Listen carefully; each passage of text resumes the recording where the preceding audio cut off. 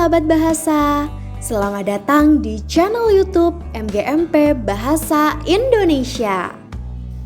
Di sini, sahabat bahasa memirsa pembahasan soal-soal bahasa Indonesia tingkat SMP dan MTS. Sebelum pembahasan, silakan untuk mengeklik tombol subscribe dan like.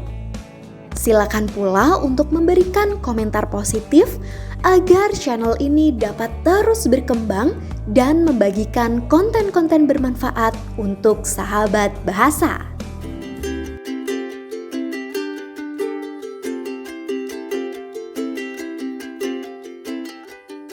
Materi kita adalah tentang kalimat utama. Kalimat utama dengan indikatornya disajikan paragraf, siswa dapat menentukan kalimat utama paragraf. Nah, anak-anak, kita sudah belajar tentang itu ya. Ini bentuk soalnya. Bacalah teks berikut.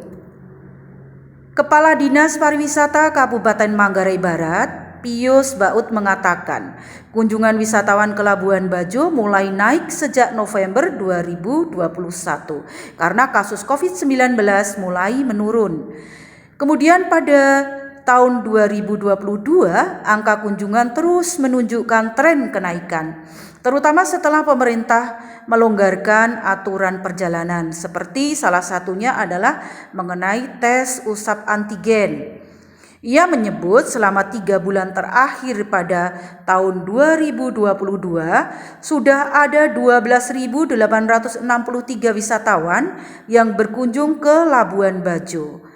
Dari jumlah itu, jumlah wisatawan mancanegara sebanyak 818 orang dan wisatawan Nusantara sebanyak 12.045 orang.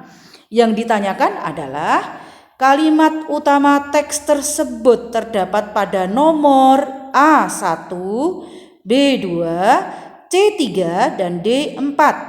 Nah, anak-anak, pembahasannya di sini adalah paragraf tersebut berpola dari umum ke khusus atau polanya adalah deduktif.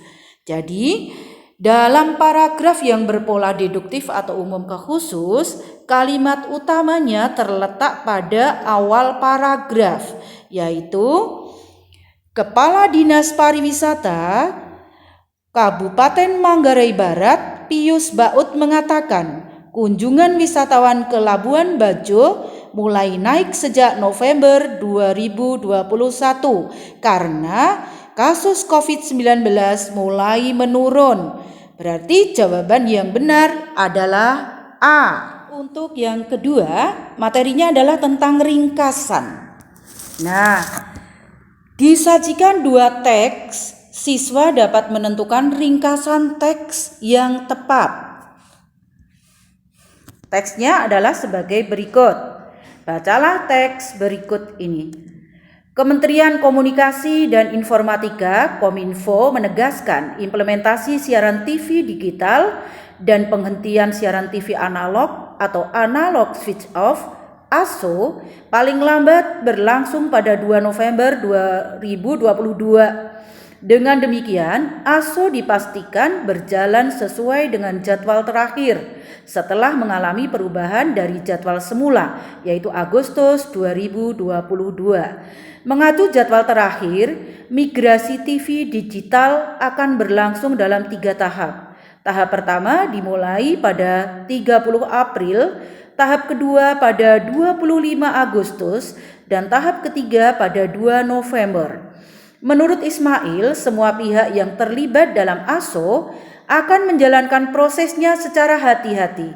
Dengan begitu, masyarakat tetap dapat menikmati siaran TV baik analog maupun digital hingga nanti dimigrasi menjadi siaran TV digital sepenuhnya.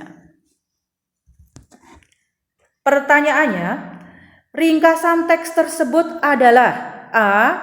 Implementasi siaran TV digital dan penghentian siaran TV analog paling lambat 2 November 2022 dan dijalankan dengan proses secara hati-hati.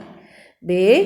ASO dipastikan berjalan sesuai dengan jadwal terakhir setelah mengalami perubahan dari jadwal semula Agustus 2022.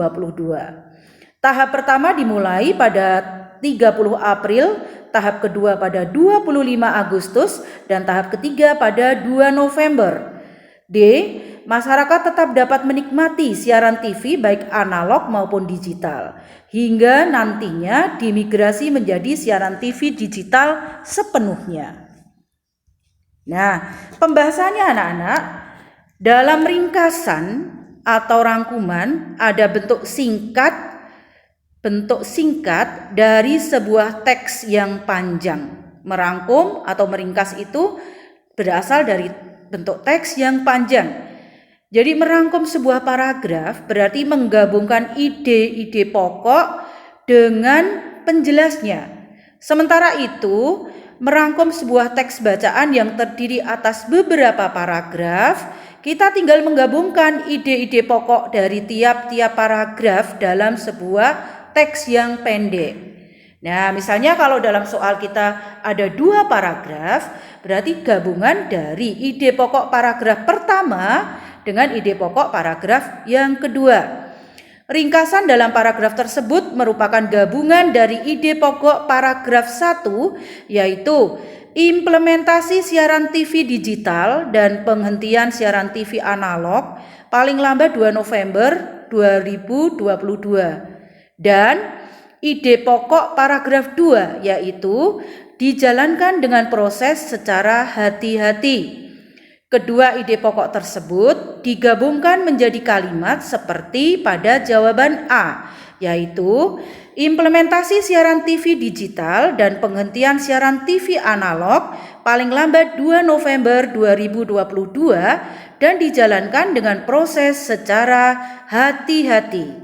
Jadi jawaban yang benar adalah A.